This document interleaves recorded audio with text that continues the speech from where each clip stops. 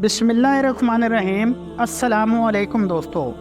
امام مہدی علیہ السلام کے ظہور کا زمانہ قریب آ چکا ہے اور یہ بات ہم گزشتہ کئی دہائیوں سے سنتے آئے ہیں، لیکن حالیہ دنوں میں ایسا کچھ ہوا ہے کہ جس کی بنا پر ہم یقین سے کہہ سکتے ہیں کہ امام مہدی علیہ السلام کا ظہور کا زمانہ نزدیک آ گیا ہے۔ بلکہ اگر ہم یہ کہیں کہ دجال کے نکلنے اور امام مہدی علیہ السلام کے ظہور کا وقت ایک ساتھ نزدیک آئے گا تو یہ کچھ غلط نہ ہوگا۔ دوستو، ہمارے پیارے نبی حضرت محمد صلی اللہ علیہ وآلہ وسلم کا فرمان ہے کہ جب دجال کا خروج ہوگا تو تب انتظار کرنا کہ جب خراساں سے کالے جھنڈے نکلیں اور وہ مشرق کی جانب جائیں تو تم انتظار کرنا کہ میری اولاد میں سے ایک شخص جس کا نام میرے نام پر محمد ہوگا، اسے اللہ رب العزت لوگوں کے درمیان ممتاز کر دے گا اور وہ خراساں کے ان لشکروں کی قیادت کرے گا اور دجال سے جنگ کرے گا، اور دجال سے پہلے جنگ کے وقت حضرت عیسیٰ علیہ السلام آسمان سے دوبارہ نازل ہوں گے۔ دوستو، اس حدیث کے مختصر تشریحات میں کہا جاتا ہے کہ یہ حدیث امام مہدی علیہ السلام کے بارے میں ہے، جن کا اصل نام محمد ہوگا اور ان کے باپ کا نام بھی عبداللہ ہوگا اور ماں کا نام آمنہ ہوگا، اور وہ بھی 40 برس کے ہوں گے اور خانہ کعبہ کے طواف میں مصروف ہوں گے۔ جب علماء کرام کی ایک جماعت جن پر اللہ رب العزت نے اپنا خاص فضل کیا ہوگا وہ انہیں پہچان لے گی اور ان کے ہاتھ پر بیعت کرے گی، اور یوں حضرت امام مہدی علیہ السلام کا ظہور ہوگا، اور اس دن قبل خراج سے کالے جھنڈے نکلیں گے جو دجال کا مقابلہ کرنے کے لیے ہوں گے۔ دوستو، اس حدیث سے دو باتوں کا پتہ چلتا ہے کہ حضرت مہدی علیہ السلام کا ظہور دجال کے خروج کے بعد ہوگا، یعنی دجال کا ظاہر ہونے سے کچھ عرصے بعد، جب دجال پوری دنیا پر اپنا قبضہ جما چکا ہوگا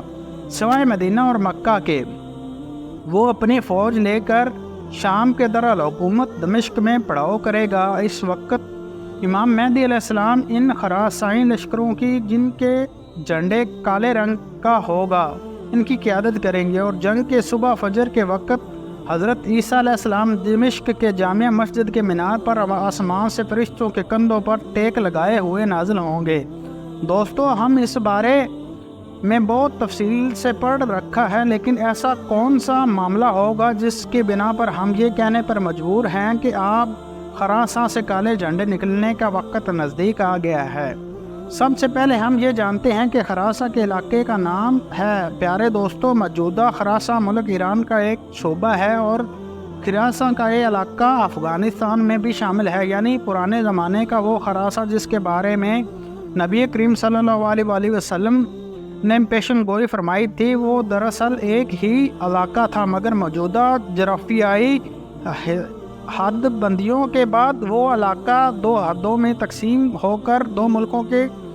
تعارف میں ہے، جن میں ایرانی خراساں اور افغانی خراساں شامل ہے۔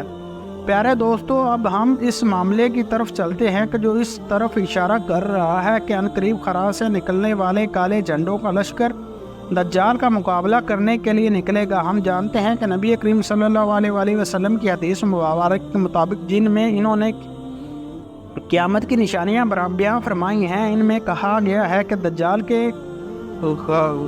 خروج سے پہلے مسلمان اور عیسائیوں نے مل کر یہودیوں سے جنگ کرنی ہے، اور اس کے بعد مسلمان اور عیسائی آپس میں جنگ کریں گے،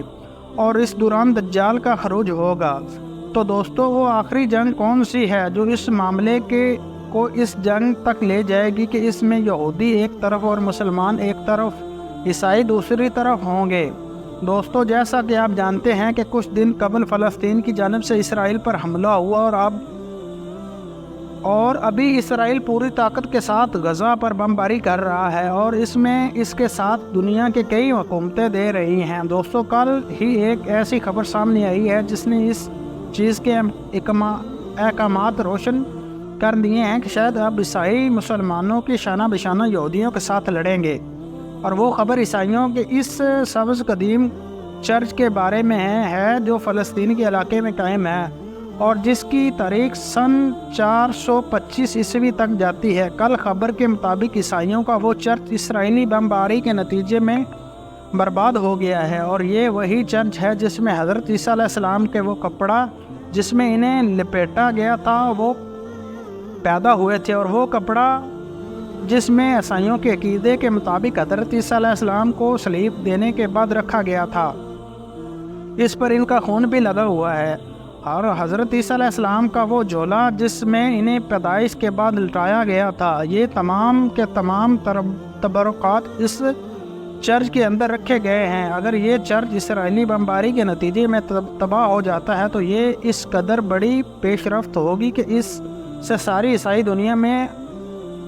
خوف راز پھیل جائے گا، اور موجودہ حالات کے یہ طوفان بھی مذہبی جذبات صلح انگیزی کو روک نہیں سکتے۔ تو غالباً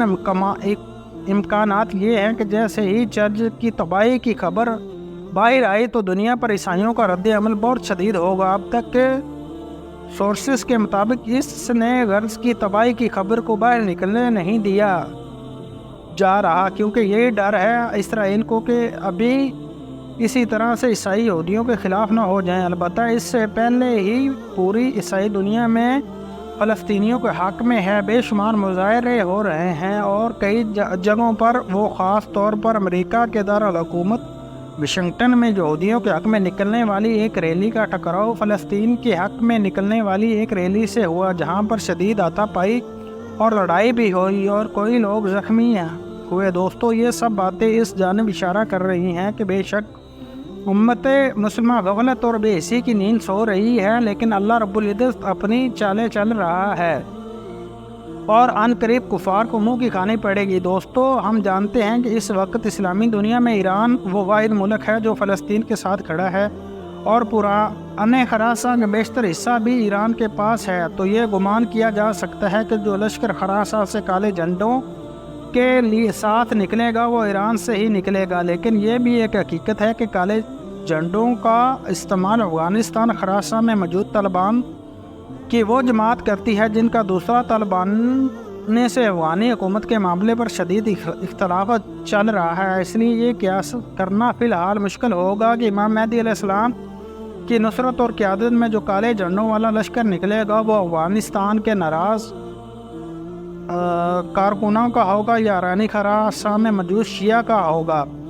ہم نے افغانستان طالبان کے ناراض گروہ کا لفظ اس لیے استعمال کیا ہے کہ حکومت میں موجود طالبان اس جنگ میں شرکت سے واضح انکار کر چکے ہیں، اور یہ ناراض ہو کر